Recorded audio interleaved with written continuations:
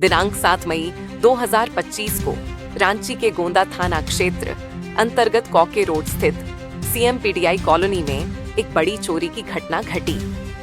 वादिनी रानी कुमारी पत्नी अमन कुमार सिंह निवासी CMPDI colony की लिखित शिकायत पर अज्ञात व्यक्तियों के विरुद्ध गोंदा थाना में प्राथमिकी दर्ज की गई। शिकायत के अनुसार करीब 298 ग्राम सोने के गहनों की चोरी हुई थी।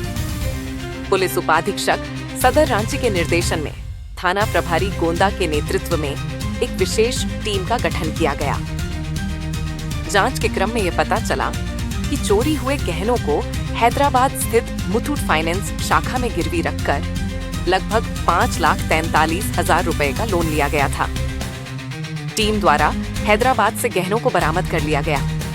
इसके बाद अभियुक्त विकास बहादुर की निशानदेही पर रांची में दोबारा छापामारी की गई, जहां उसकी पत्नी कविता शर्मा ने चोरी के गहनों को अपने कार्यालय CMPDI की अलमारी में छुपा कर रखा था। पुलिस ने कविता शर्मा और उसके पति विकास बहादुर दोनों को गिरफ्तार कर लिया है। दोनों अभियुक्तों ने अपना अपराध स्वीकार कर लिया है। चोरी गए सोने और हीरे के आभूषणों की कुल कीमत लगभग 26 लाख रुपए आंकी गई है, जिन्हें पुलिस ने बरामद कर लिया है। इस पूरे अभियान का नेतृत्व गोंदा थाना प्रभारी अभय कुमार सिन्हा ने किया और उनके साथ पुलिस पदाधिकारियों व जवानों की विशेष टीम सक्रिय रूप से शामिल रही। पुलिस ने दोनों अभियुक्तों को न्यायिक हिरासत में भेज दिया है। रांची पुलिस द्वारा इस त्वरित कार्रवाई की सराहना की जा रही है। गोंदा थाना में 7 मई को FIR हुआ था, जिसमें जो रानी कुमारी है, जो CMPDI की स्टाफ है, उनके घर से चोरी हुई थी सोने के गहने की। उसके बाद उस पर इन्वेस्टिगेशन शुरू किया गया और थोड़ा संदेह को वादिनी के द्वारा व्यक्त किया गया था। उसके बाद जिसके ऊपर संदेह व्यक्त किया गया था उसका सारा इंट्रोगेशन हुआ, सब कुछ का उसने डिनाई किया कि नहीं हम पर ही झूठा आरोप लगाया।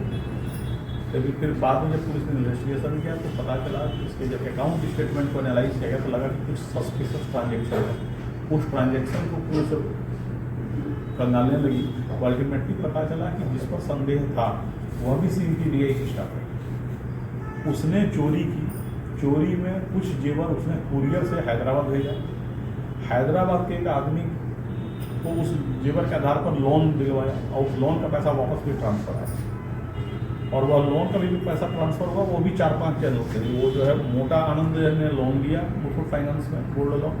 मोटा आनंद के खाते से वो कृष्णा बहादुर के खाते में गया, कृष्णा बहादुर से कृष्णा थापा के खाते में गया, वहाँ से फिर रितेश टोको वह भी CMPDI के थे, उसके खाते में गया और तब अल्टीमेटली जो चोरी की थी उसके खाते में गया। तो बहुत ही मेहनत करके इन लोगों ने फिर इस जेवर का फर्जी बिल नेपाल में बनाया गया। इन सारे बिलों का पुलिस ने जो है इन्वेस्टिगेशन किया और सबसे बड़ी बात यह है कि 328 ग्राम सोने की चोरी हुई थी, सारा का सोना बरामद हो गया। और गिरफ्तारी अभी तक जो हुई है वो कविता शर्मा जिसने चोरी की थी और उसके हस्बैंड विकास बहादुर, जिसके दूसरे हस्बैंड हैं, ये अनुकंपा में नौकरी करती है CMPDI में, कविता शर्मा, और ये शेफ है हैदराबाद में, इसका जो सेकेंड हस्बैंड। ये दोनों भी अरेस्ट हुए हैं। बाकी जिन लोगों ने पैसे को ट्रांसफर करने को दिया है उसको छापेमारी कर दी। उन लोगों के ऊपर भी कोई एक्शन होगा, एक्शन होगा, क्योंकि आप किसी की चोरी किसी पैसे को ट्रांजेक्शन में मदद करते हैं तो वह भी एक ऑफेंस है। नहीं, अभी तो पुलिस मुथूट फाइनेंस को पता नहीं था कि चोरी का सोना है और जिसने फर्जी बिल बनाया था नेपाल से, तो वो सारा कुछ इन्वेस्टिगेशन में सारा क्लियर हुआ और है क्या कि सारा का सारा सोना रिकवर हुआ। और एक नहीं, जो सामान्य चोरी को उसने बड़े ही लेयर में कुरियर से कुछ गोल्ड को भेज देना, उससे लोन लेना, लोन चौथा आदमी ले रहा है, चौथे से तीसरे दूसरे होते चोर तक पहुँच रहा है। ये बड़ा ही एक शातिराना अंदाज में इस महिला ने काम किया और उसके हस्बैंड। शुरुआत कैसे हुई थी? मतलब महिला जब चोरी करने गई थी, क्या घर गई थी, क्या मतलब है सर? सर आप थोड़ा सा एक्सप्लेन। हाँ, एक ही कॉलोनी में दोनों रहते हैं, अगल बगल दोनों रहते हैं। और ये जो वादनी थी उसका पूरा संदेह था इसने ये चोरी की, तो उसमें उसका मूवमेंट उस तरफ से था। तो एक संदेह था, लेकिन संदेह के बाद इंट्रोगेशन करने पर कोई एविडेंस नहीं आ रहा था। लेकिन जब बहुत मेटिकुलसली जब उसके अकाउंट डिटेल एक एक एंट्री देखी गई, हर एक एंट्री जब पुलिस ने चेक किया तब पता चला कि एक एंट्री सस्पिशियस है और वहीं से फिर क्लू निकला उसके।